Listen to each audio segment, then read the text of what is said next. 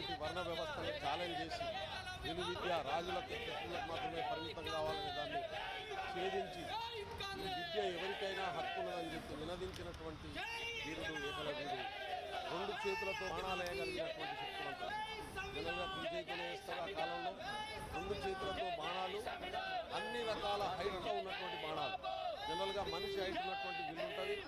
చిన్న బాణం, చిటికిన బాణం కూడా వేయడం మిగతా వాళ్ళకి సాధ్యం కాదు.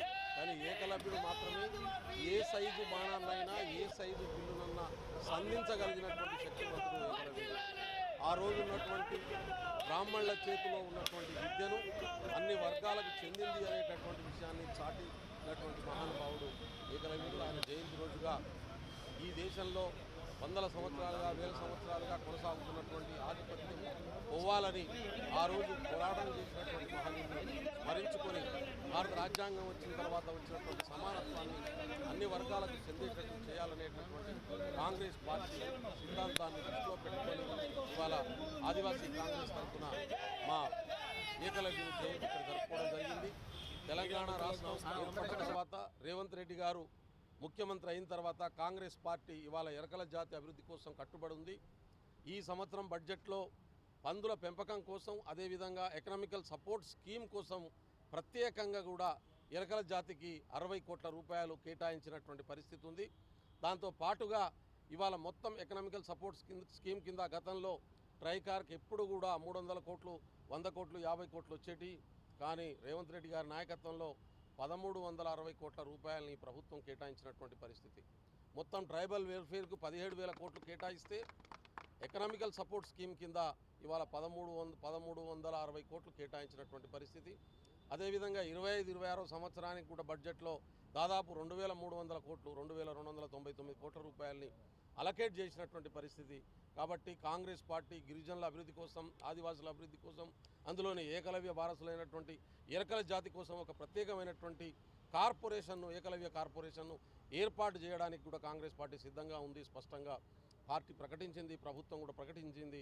ఇప్పటికే దానికి సంబంధించినటువంటి గైడ్లైన్స్ రూపొందించాలనేటటువంటి ఆదేశించడం.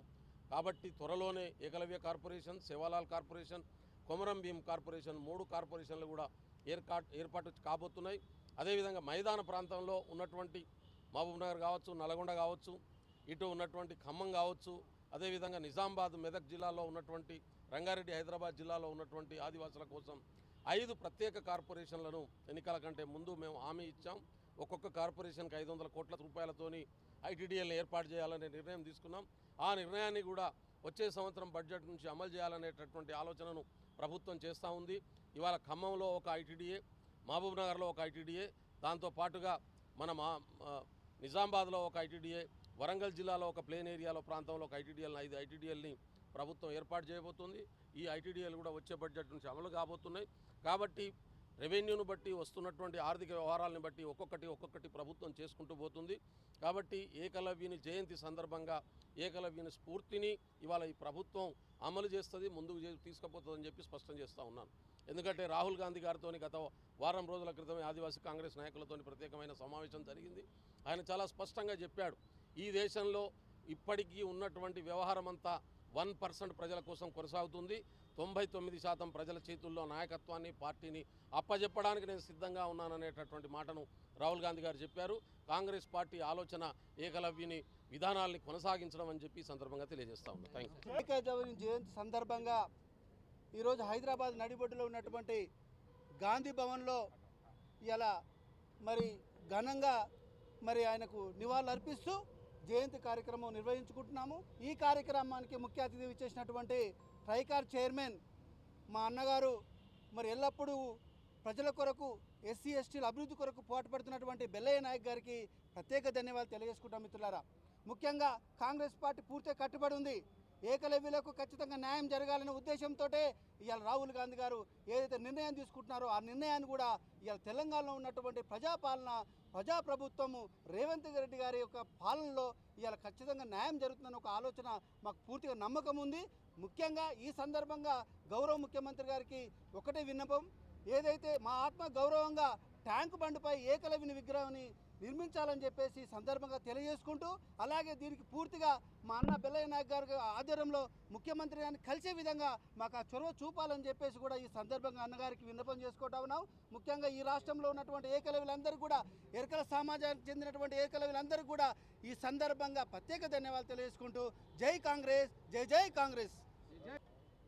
పోయిన సంవత్సరం మా అన్న బెల్లన్న ఆధ్వర్యంలో ట్రైకార్ చైర్మన్ అయినాక, అంతకుముందు గతంలో ఎంతోమంది ట్రైకార్ చైర్మన్ అయినలు ఉమ్మడి రాష్ట్రంలో, దేశంలో కూడా. కానీ మొదటిసారిగా అన్న చైర్మన్ అయిన తర్వాత ఈ ఉన్న ఏదైతే 33 ఎస్టీ వర్గాల్లో అన్ని వర్గాలకు న్యాయం చేయాలనే ఒక దృఢ సంకల్పంతో, ఎందుకంటే ఉద్యమకారుడు, ఒక సామాజిక స్పృహ ఉన్న బెల్లన్న ఏం చేసిండంటే అన్ని కులాలకు ఇవ్వాలి, మన ఒక్క కులానికే కాదని ఒక ప్రోత్సాహంతో మొట్టమొదటిసారిగా గాంధీ భవన్ చరిత్రలో 2024లో మనం ఏకాదశి రోజు నాడు ఇక్కడ ఈ కొత్త సాంప్రదాయాన్ని తెచ్చుకున్నాం. వాస్తవానికి గాంధీ భవన్ చరిత్రలో ఏకలవ్య జయంతి అనేది లేదు. దానికి ప్రధాన కారణము బెల్లన్నకు మేము కృతజ్ఞతలు తెలుస్తున్నాం. ఆ అన్న ద్వారానే మొదటిసారి అయింది బ్రహ్మాండంగా. ఇది రెండోసారి కూడా అన్న ఆధ్వర్యంలో అవుతుంది. ఈ అన్నకు మేము ప్రత్యేక కృతజ్ఞత ఏం చేస్తున్నామంటే, ఉద్యమకారుడు, సామాజిక నాయకర్త కాబట్టి, ఎరకలలో కూడా అనేక విధాలల్లో కష్టాలలో ఉన్నారు కాబట్టి, ఆర్థిక పరిస్థితులు అన్నకు తెలిసినంత బహుశా నాకు కూడా ఆ కులం పుట్టి నాకు కూడా తెలియకపోవచ్చు.